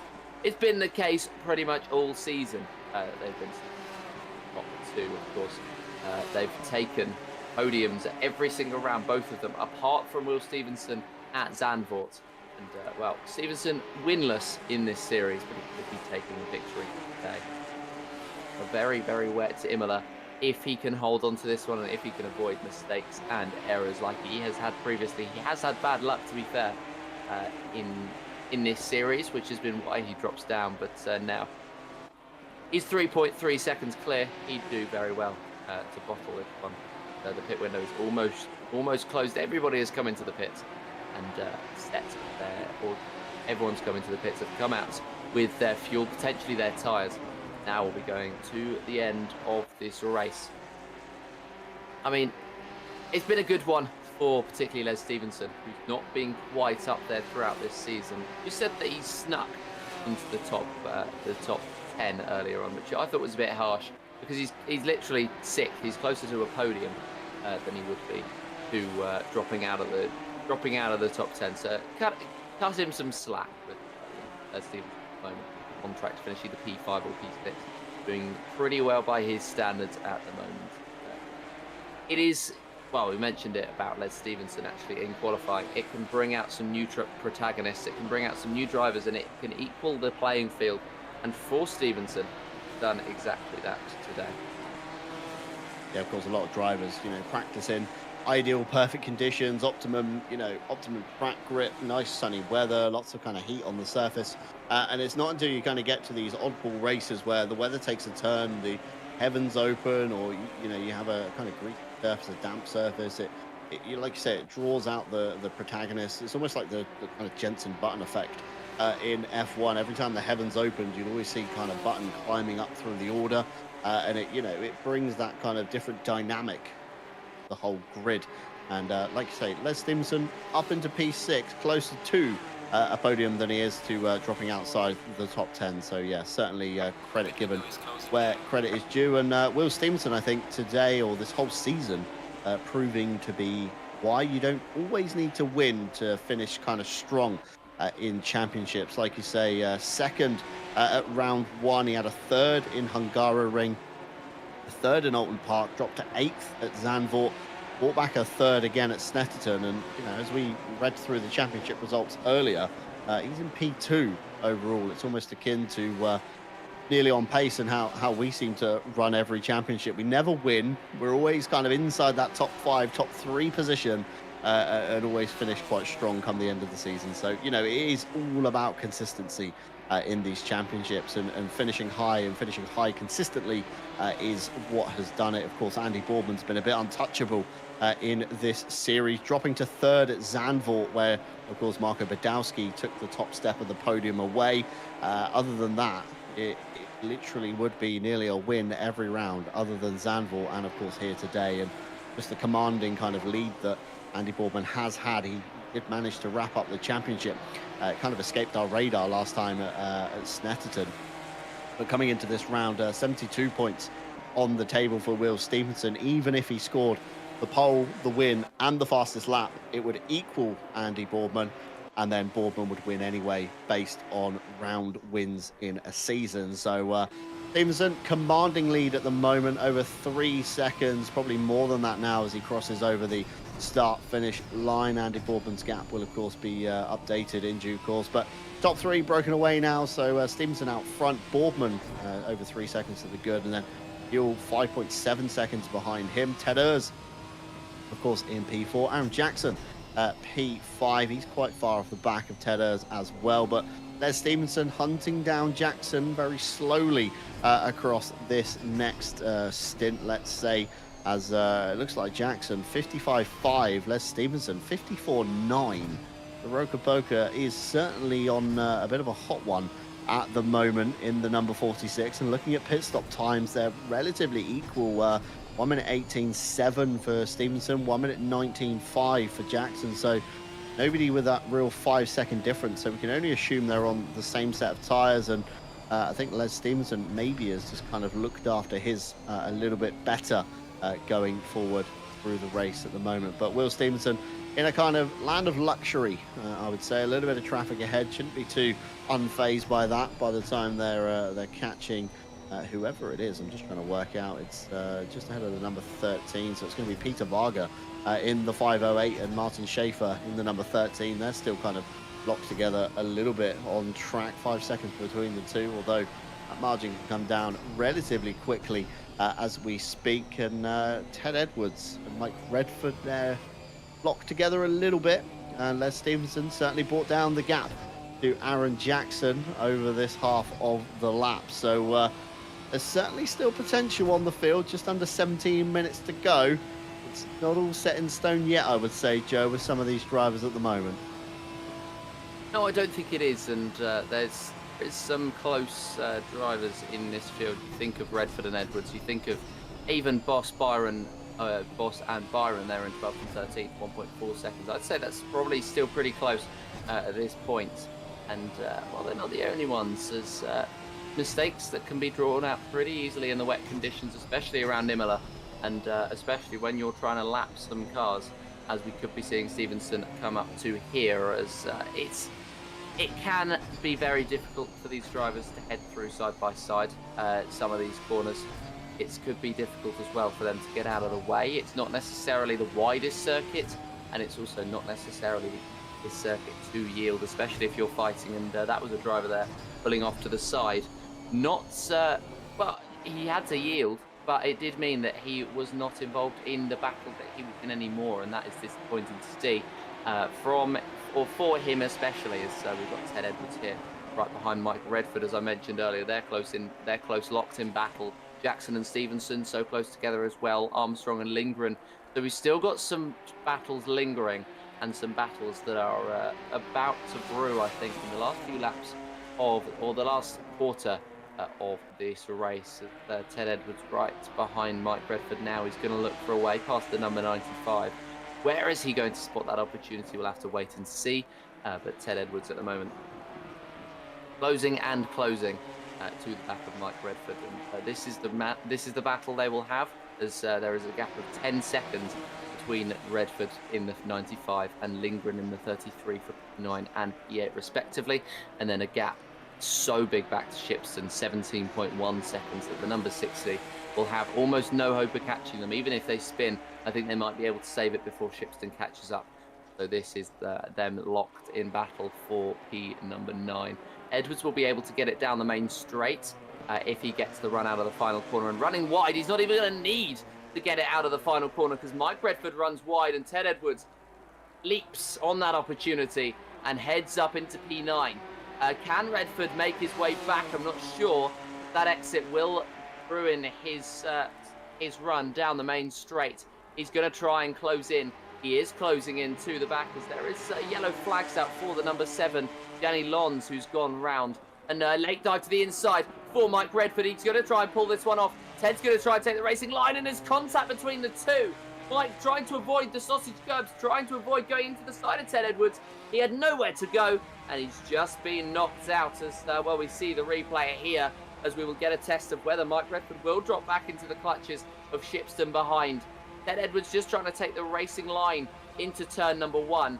A late lunge from the driver behind. He had no need to leave him space, Edwards, but of course, in the end, we would have liked to see them battle for a little bit longer. Edwards will continue on in P9, and Redford will limp through in P10. His gap between himself and Shipston has been halved, and Edwards now is ready to run his own race till the very end.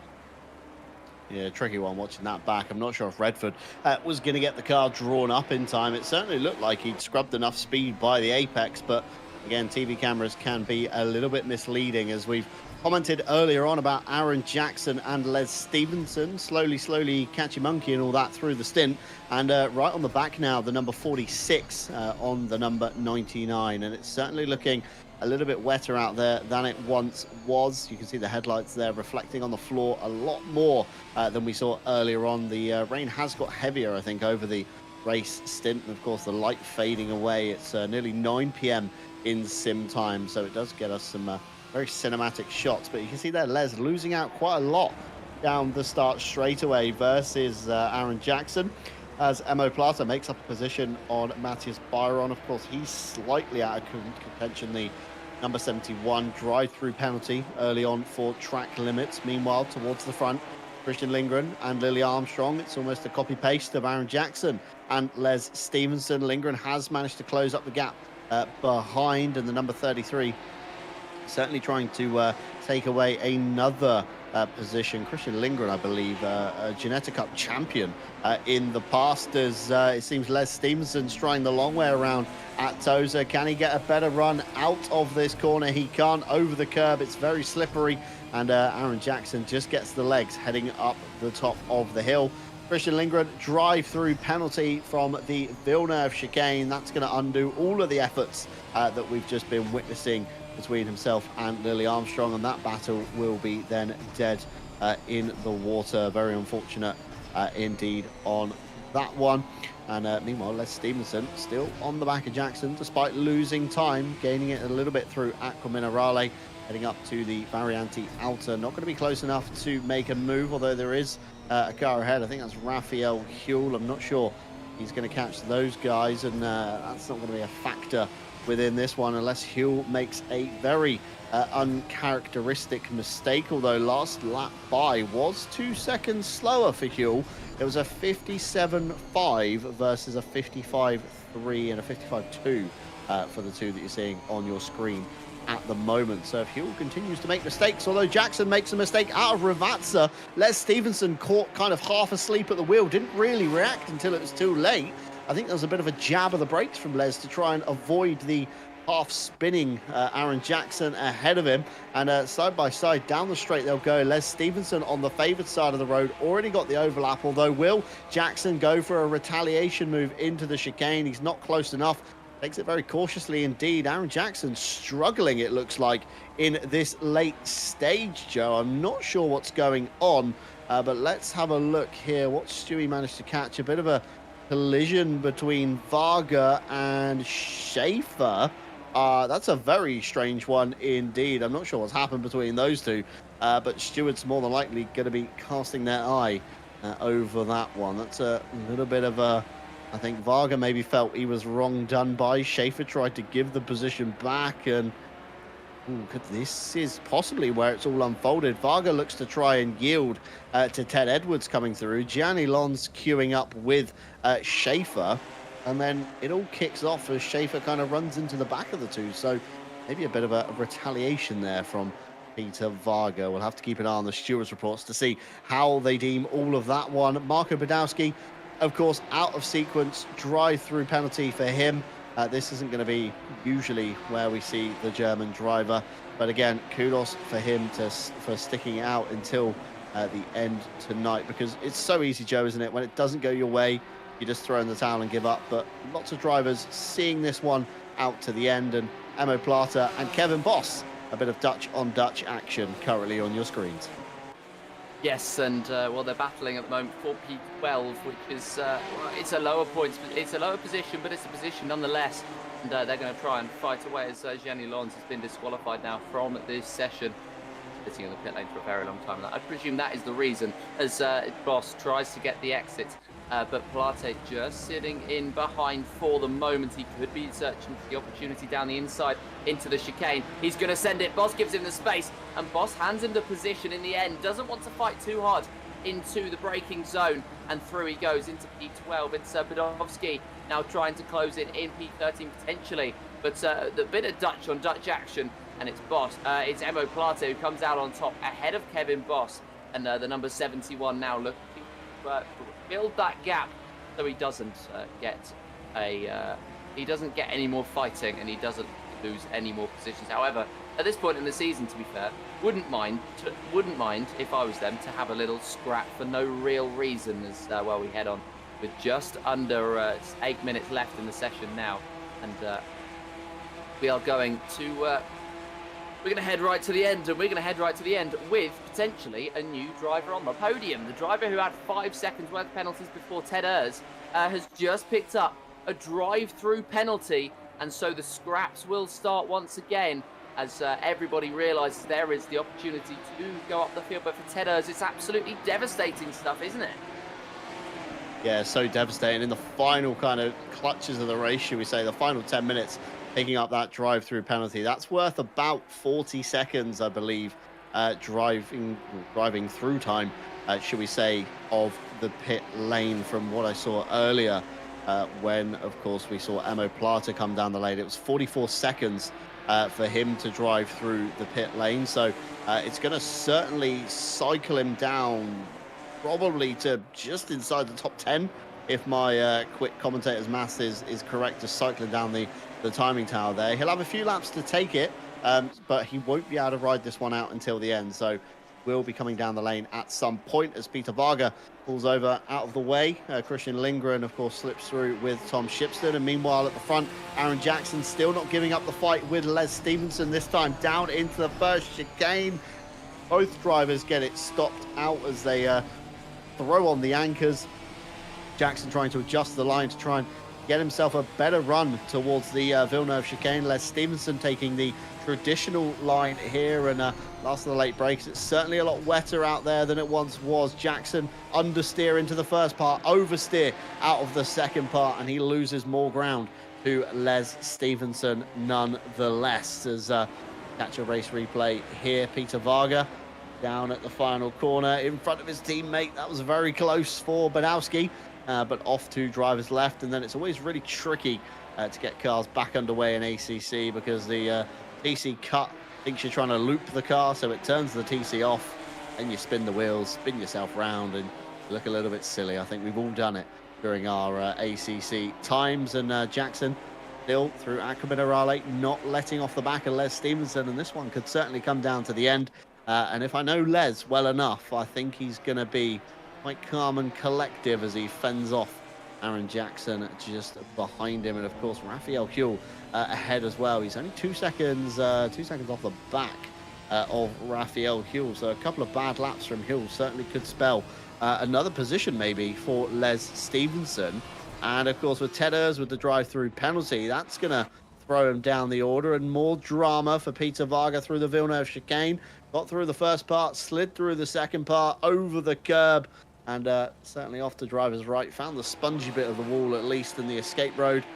Reverses it out, no issues, nobody behind him, and gets back underway as Ted Urs trundles beneath our feet, Joe. He served the drive-through penalty.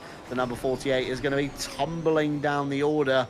And certainly lots of drivers kind of happy that they've clutched onto some last-minute championship points, as Emo Plata onto the back of Tom Shipston now. Yes, Emo Plata just pushing his way up the field. He's showing some pace late on in this race, so maybe he's put on a new set of tyres, as he's just right behind as they head through the final couple of corners. And just 4 minutes left on the clock. It is now that Emo Plata will want to make this move and will want to go up the field. He's going to get that slipstream. The rain appears to be worse than it ever was before, which means that offline is even more difficult to run, as it will make overtakes just that little bit more difficult. Plata in that slipstream, he pulls out to the outside line, probably for visibility purposes more than anything else. And he goes around the outside. In the meantime, there's moves going on track, off track. There's another issue for a penalty. Will Stevenson has just picked up a drive-through penalty. The leader of this race is going to now drop down the field. He's dropped down behind Boardman, and he's going to have to come into the pits. So, well, issues continuing for these drivers staying on circuit. It's now caught our race leader. Exactly what I said in the qualifying run-through, wasn't it, about track limits? And it's already caught a lot of drivers off, and not even Will Stevenson safe from the track limits today. Drive-through penalty to his name. He's going to trundle down the lane, lose 40-ish seconds. Meanwhile, Shipston and Badowski getting very close at the top of the hill into Piratella, setting themselves up for the Aqua Minerale section on this one. And as we said earlier on, Les Stevenson in prime position as Badowski puts his nose down the inside. Les Stevenson onto the podium, Joe, for the final round here of the Ginetta Cup. With him, of course, brings Aaron Jackson, not to be forgotten about. This fight will go down until the end as Badowski lumps a lot of curb through the Variante Alta, carries a lot of momentum through there, gets past Tom Shipston. But but I can only assume that's probably going to be some kind of track limits warning there. I wonder how many Badowski is on as Peter Varga sideways coming out of turn 10. He'll get back underway. No harm, no foul on that one once again. And I think Will Stevenson has called it a day. He's just stationary in pit lane. Andy Boardman still going around.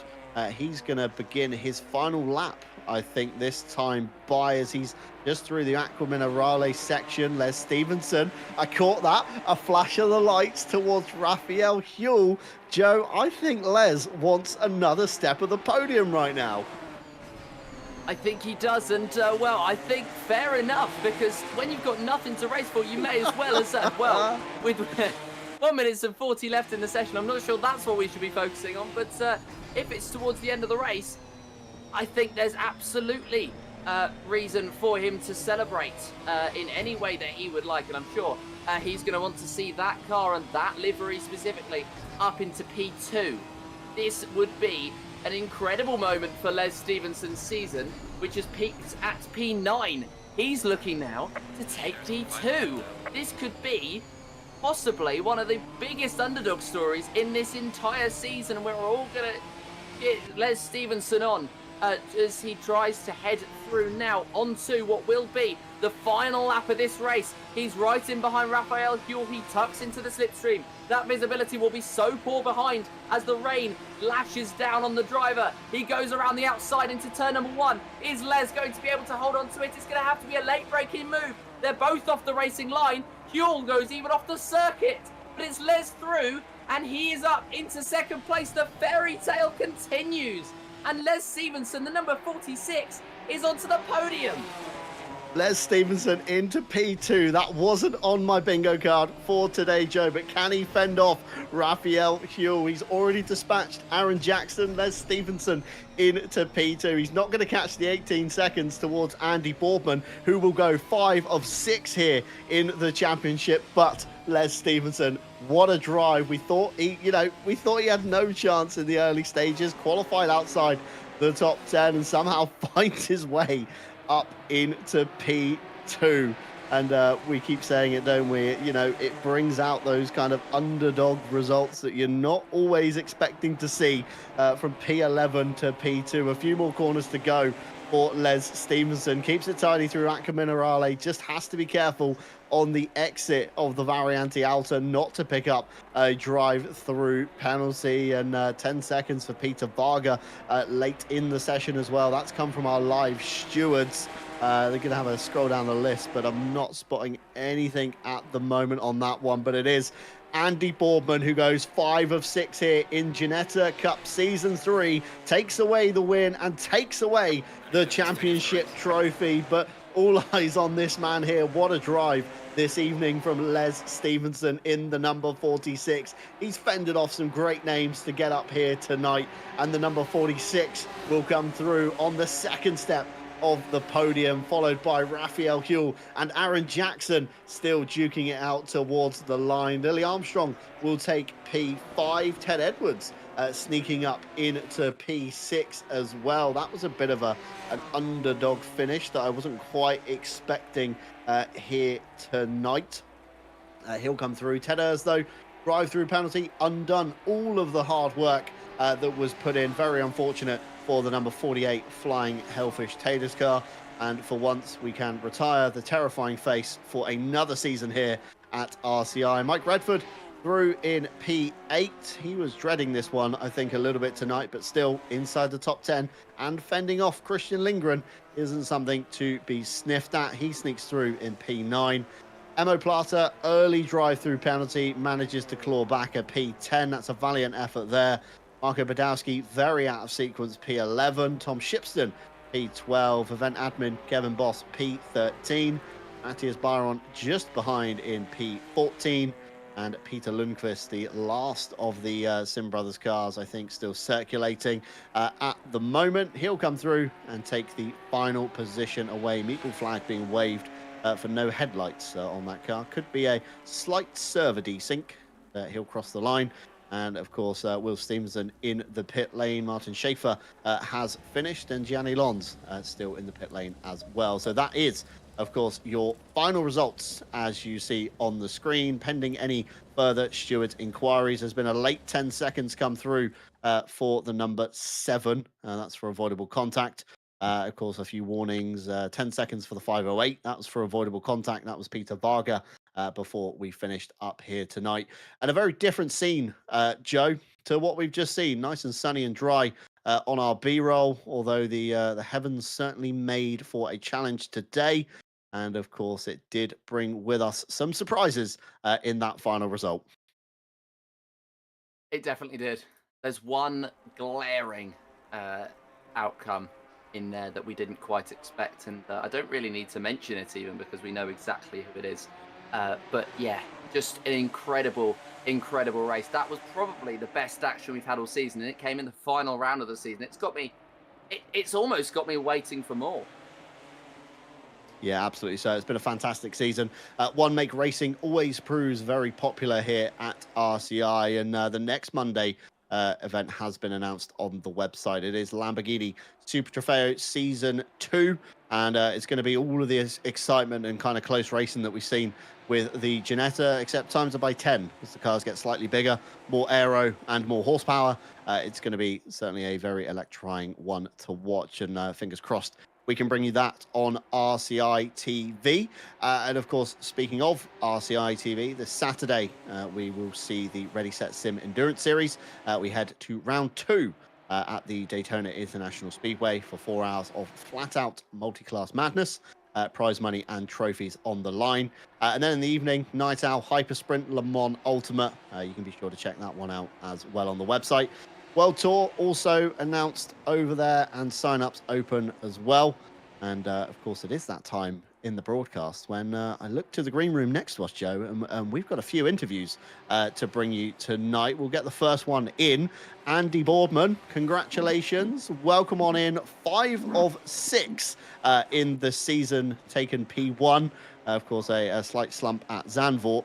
That was some show, and you were relatively untouchable, so to speak, through the whole season. Yeah, I mean, yeah, no one's more surprised than me, to be honest. But yeah, massive commiserations to Will Stevenson. I mean, he's had the speed this championship, and he's just been so unlucky. I think he was unlucky with the penalty last week at Snetterton, and obviously a drive-through air. So yeah, I mean, he has had the speed. I mean, he's definitely the one that has been challenging me most.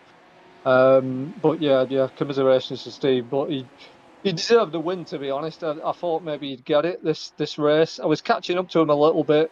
Probably just put him under a bit too much pressure, and yeah, unfortunately he got the drive through. But yeah, what a championship! I've had some great races, some fantastic battles. Pretty much every race has been, battling with someone at some point. Yeah, it's been awesome. Yeah, Ginetta's always seemed to kind of bring out the best of battles. I think it's where they're just such a simple car to drive. Anybody can be fast in one, but it takes somebody else to be that little bit faster just to get the edge. My next question was going to be about Will Stevenson and how much of a thorn in the side he's been all championship, just kind of lurking there, not really able to, like you say, capitalize on anything. So that's taken that question away from me. Joe, anything you want to ask our championship winner for today?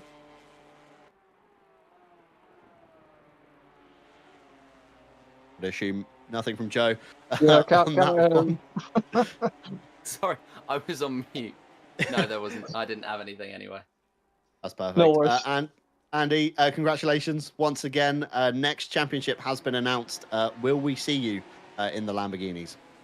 Well, yeah, I mean, I've pretty much done every Monday champ for the last 4 years, I think. I don't know if I've missed a Monday. Yeah, I'll what is it, in the Lamborghinis? Yeah, Lamborghini Super Trofeo over on the website. It's announced, but sign-up's open, I think April 14th. Yeah, I'll be there. So anyone you'd like to say thanks to just before we let you go tonight? Yeah, well, big shout out to the missus. Not that she'll be watching. She'll be downstairs reading a book somewhere. But yeah, anyone and everyone that knows me, big shout out to you guys for obviously putting on these events. Yeah, right from you guys to the stewards. I think you all do a great job. So yeah, big shout out to you guys, and yeah, all the drivers that take part. I mean, it's good to have such a full field, on the last race. So yeah, big shout out to all the other drivers as well. I think behind every sim racer, there's a wife somewhere reading a book. We hear it a lot in the commentary box. So yeah, big props to Mrs. Boardman there as well. Andy, well done once again. Congratulations, 5 of 6, and we hope to see you in the next one.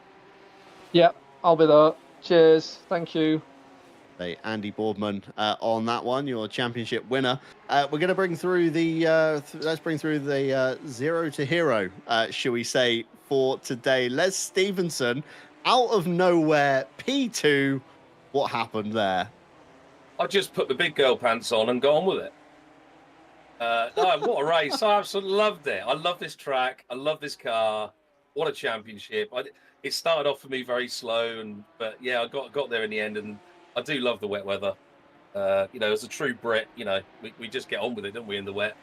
And no, I had a hell of a laugh, and so I had some great battles with Aaron Jackson and Grim and Rafa as well. And yeah, no, it was a real good laugh. And yeah, I was so pleased. P2, that's it just makes a change seeing L Stevenson rather than W Stevenson at the top there.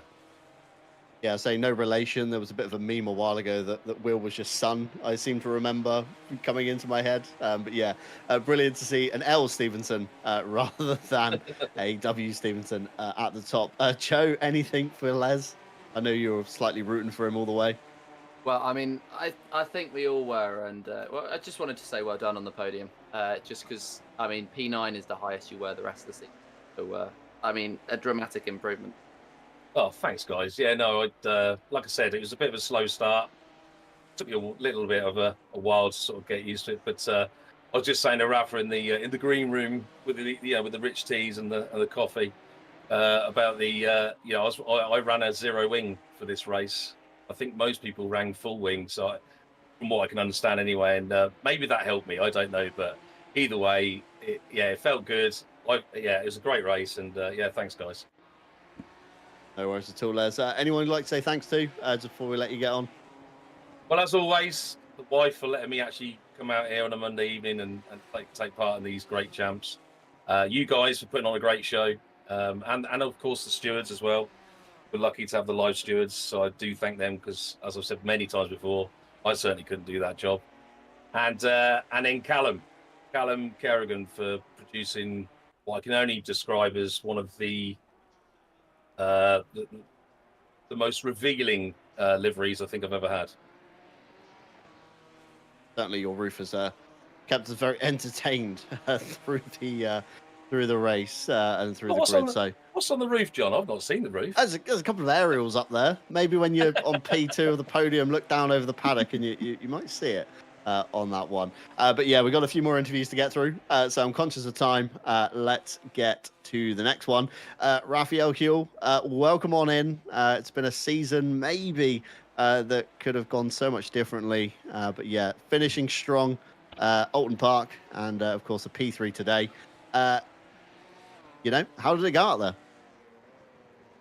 It was really fun. I mean, wet track is always fun, especially in these cars with they're like a baby Porsche, more than the Cayman, I think.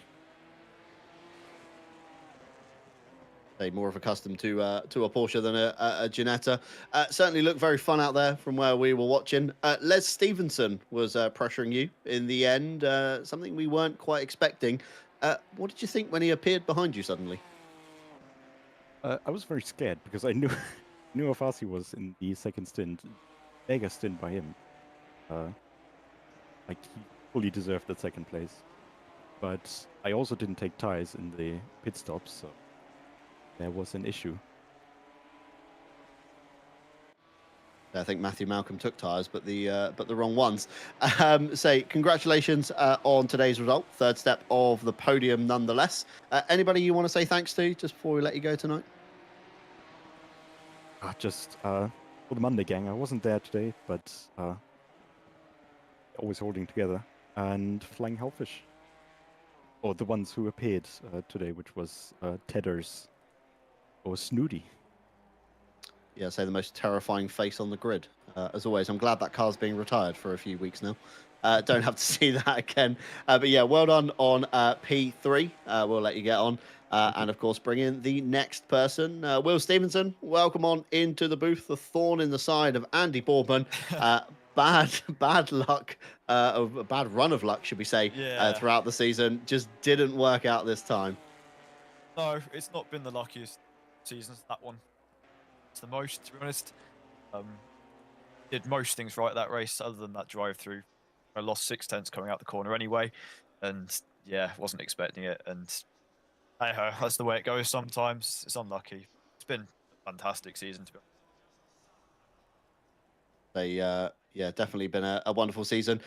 There's the final championship standings on your screen. Andy Boardman, 400 points, 270 points to yourself, Will Stevenson. And as you say, what could have been. You were always there with Boardman, just never quite got the races stitched together.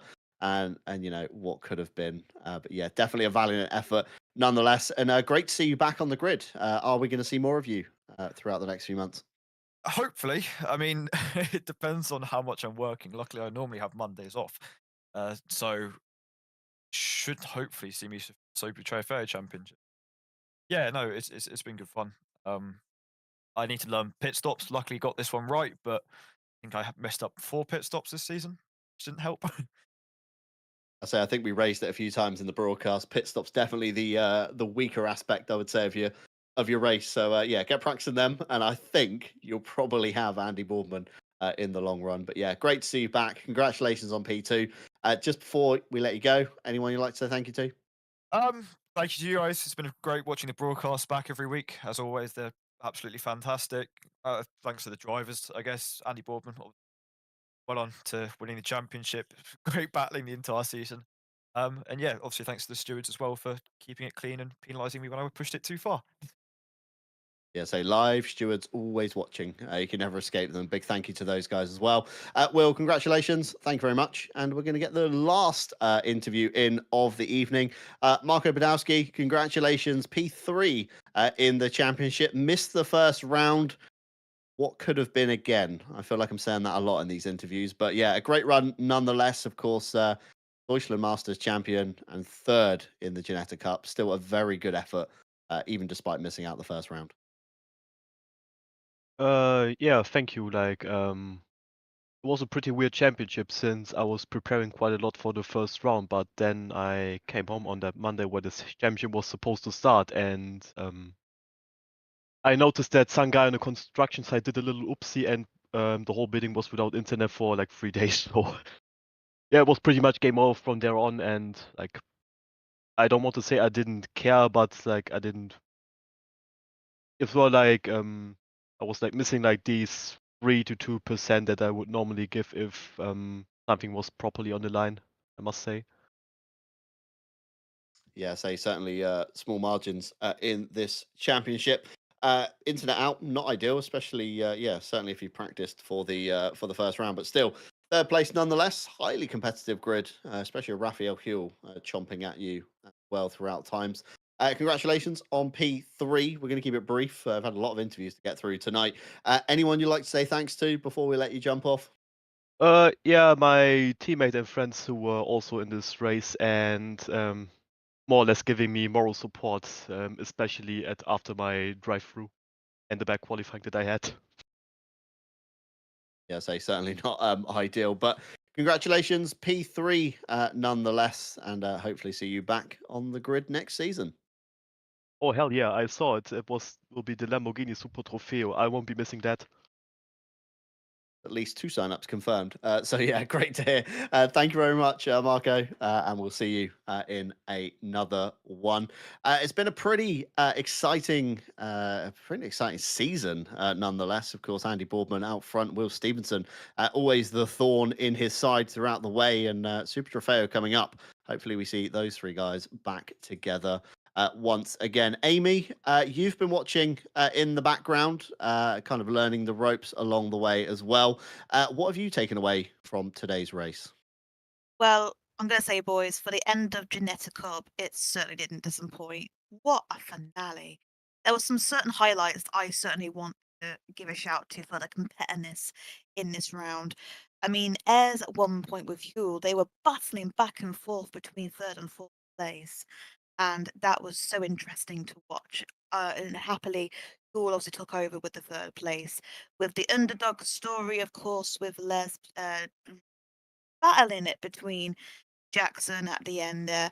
He literally snuck his way through with the slid that Jackson accidentally had, and since then just knocked Jackson out the park, then even took over Huel, 2nd place.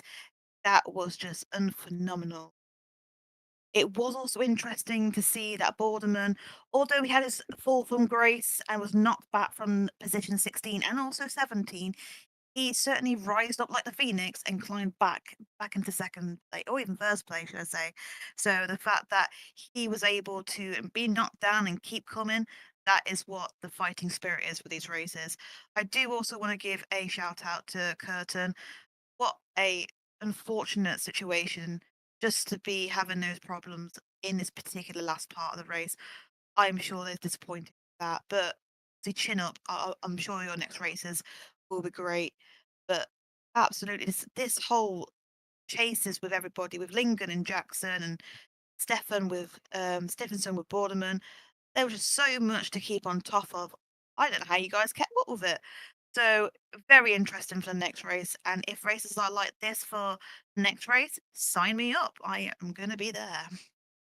Yeah, certainly a very exciting season. And of course, we get to do it all over again. Sign-ups for the Super Trofeo Cup open April 14th. It is live over on the RCI website if you do want to preview 5 rounds. Monza, Paul Ricard, Watkins Glen, Laguna Seca before rounding it out at the mountain down under, of course, Mount Panorama. That's going to be one not to miss. Over on the website as well, Ready Set Sim Endurance Series and iRacing. Sign up still open there. World Tour, of course, open. Pre-qualifying is currently live until April 18th. Of course, we've already touched on the Super Trofeo Cup. We've also got the Night Owl Hyper Sprint Series. Mid-season sign-ups still available on that one as well. And sign-ups open, I think, as well for Friday, Le Mans Ultimate GT Sprint Series. 7 LMGT3 cars to choose from, 6-round calendar, and a mid-season break. What's not to love? Round 1 takes place at the Algarve for Portimao, April 18th. So be sure to get your name down for that one.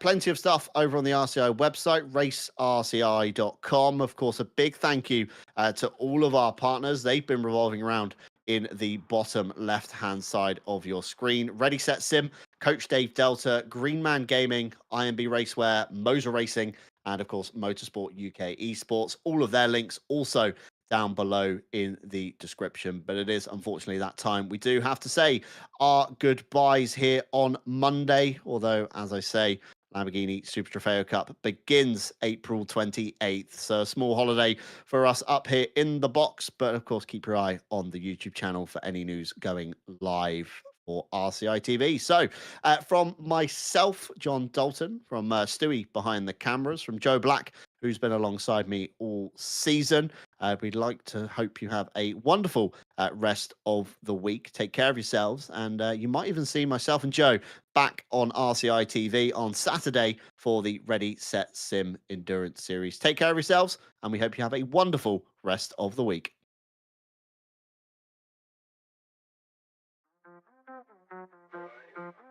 You ready? 3, 2, 1, go. Get behind the wheel, let's go. Grip the road, feel the flow. Thunder roaring, steel alive. Live this dream and drive. gasoline. Push the limits, chasing green. One shot, don't slow, go on, we'll take control. Engines scream alive tonight, blazing past the red line. Outrun the night, won't lose this fight. Follow the road, red line for show. We're chasing taillights, don't let go. Under the stars, we'll go so far. This is who we are. Chasing taillights. Chasing taillights. Chasing taillights. We're chasing taillights. The miles they fade, but they don't die. Faster now, the hours fly by. Sweat and gears, hearts in sync. On the edge, on the brink. Clock ticks down, stakes are high. One mistake, we kiss us goodbye. Don't slow down, we're not done. Finish line for the strong ones. Engines scream alive tonight, blazing past the red line. Outrun the night, won't lose this fight. Follow the road, red line for show. We're chasing taillights, don't let go. Under the stars, we'll go so far. This is who we are. Chasing taillights. Chasing taillights. Chasing taillights. Chasing taillights. Feel the rush, see the goal. Every second, take control. The world blurs, time won't wait. We rise, we fight, we accelerate. 3, 2, 1, go. Follow the road, red line for show.